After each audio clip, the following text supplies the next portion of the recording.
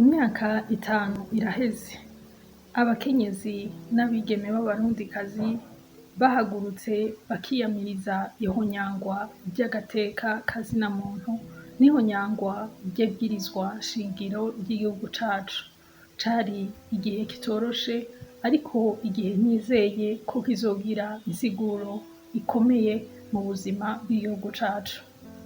Muri iyo myaka itanu iheze, ijwi ry'umukenyezi w'umurundikazi ryagumye ryumvikana mu gihugu cacu no mu makungu, aho uwo mukenyezi w'umurundikazi atigeze ahengeshanya guharanira amahoro n'umutekano mu gihugu cacu.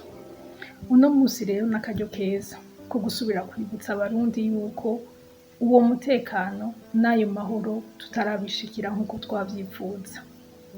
Abarundi baracicwa ari benshi cane gose. Amabi atagira uko angana aracakorerwa abapfasoni b'abarundikazi. Abapfunzwe bazira ubusa gushika n'izi saha ntibarafungurwa.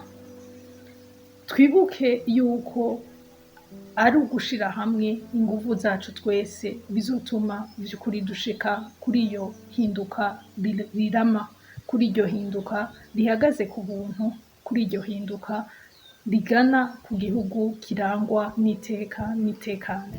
Uyu musi umuntu aravye abarundi ntawutotahura yuko banyotewe vy'ukuri amahoro, banyotewe vy'ukuri ubutungane. Ivyo navyo tuzobishikira ari uko twese dushize hamwe inguvu, ari uko twese dushize hamwe ibikorwa bitandukanye umwe wese ashoboye gukora kugira ngo dusubire kuri iryo teka, dusubire gutera iteka igihugu cacu.